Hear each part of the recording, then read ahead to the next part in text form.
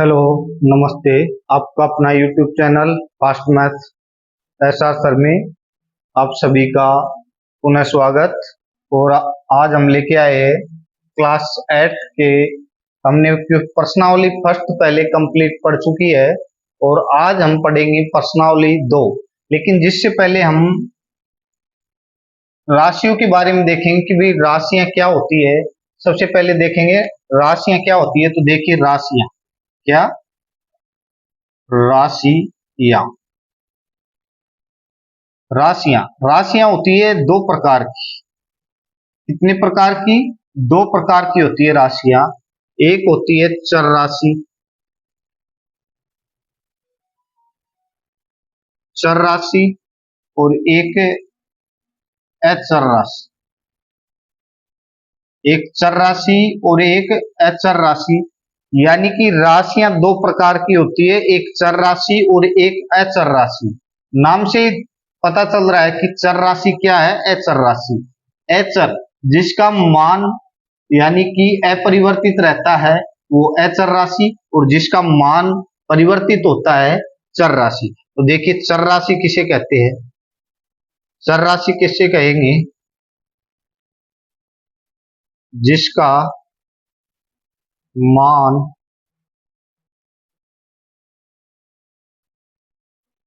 परिवर्तित होता हो, यानी जिसका मान परिवर्तित होता हो उसे चर राशियां कहते हैं। और ये देखिए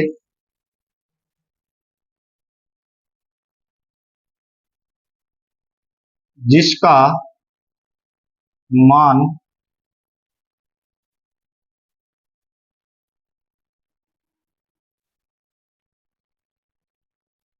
अपरिवर्तित, जिसका मान अपरिवर्तित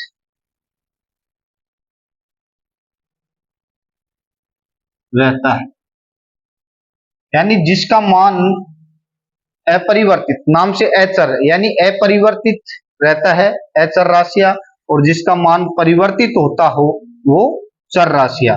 देखिए जैसे जैसे कौन सी होती है ऐसी राशियां, जैसे एक्स, वाई, जेड आदि।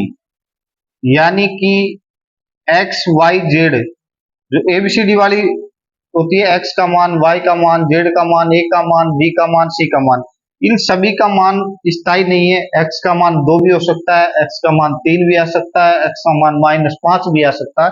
तो ये मान इनके परिवर्तित होते हैं, तो इन्हें चर राशियां कहते हैं। और जिसका मान अपरिवर्तित होता है, इसके देखो जैसे उदाहरण देखेंगे इसके, जैसे 5, 7, 12 आदि।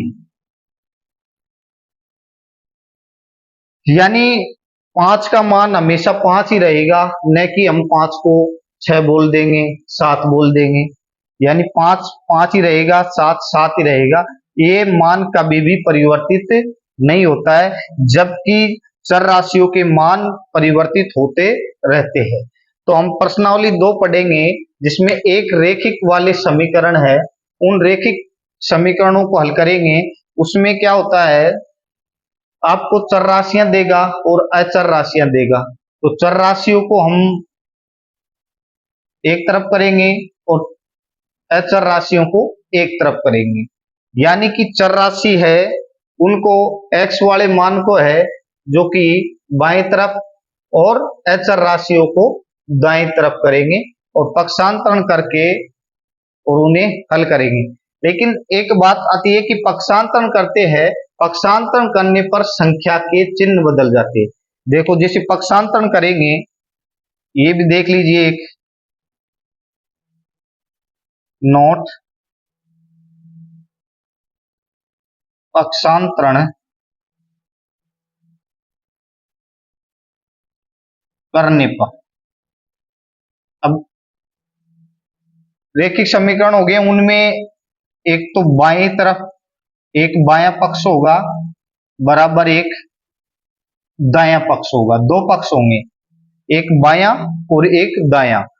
तो एक तो बायां और दायां, इसमें क्या नियम है कि बाएं तरफ से कोई भी संख्या है प्लस की है दाएं तरफ जाएगी तो उसका चिन्ह बदल जाएगा, बाएं से दाएं जाने पर प्लस की संख्या माइनस हो जाती है और माइनस की प्लस हो जाती है। इसी प्रकार दाएं तरफ से अगर कोई संख्या बाएं तरफ आएगी तो वो भी प्लस की है तो माइनस की हो जाएगी, और माइनस की है तो प्लस की हो जाएगी। भाग की है, भाग में है तो गुणा में बदलेगी, गुणा में है तो भाग में बदलेगी। पक्षांतरण करने पर यानी कि बाएं और दाएं दोनों तरफ संख्या जाएगी तो क्या हो जाता है, चिन्हों में परिवर्तन हो जाता है। पक्षांतरण करने पर बाएं या दाएं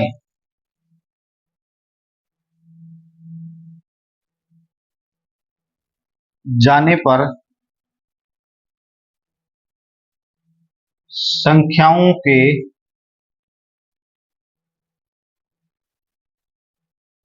चिन्ह बदल जाते, बदल जाते।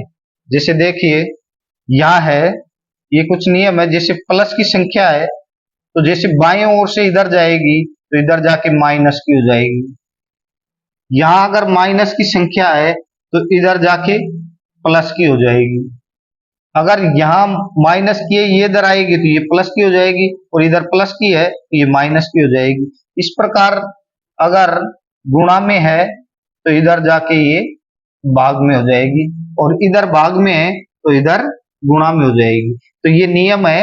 ये जैसे पक्षांतरण करेंगे और रैखिक समीकरण के जो क्वेश्चन हल करेंगे उनमें समझेंगे कि भाई किस प्रकार से होता है। तो ये है चर राशियां और अचर राशियां। तो पहले इनको अपने नोटबुक में आप उतार लीजिए, और इसके बाद में हम अगले क्वेश्चन प्रश्नावली 2.1 के क्वेश्चन कराएंगे, नए सिलेबस पर आधारित है, उन प्रश्नों को हल करेंगे। तो पहले ये क्वेश्चन आप नोटबुक में उतार लीजिए अच्छी तरह, और आगे 2.1 को हल कराएंगे।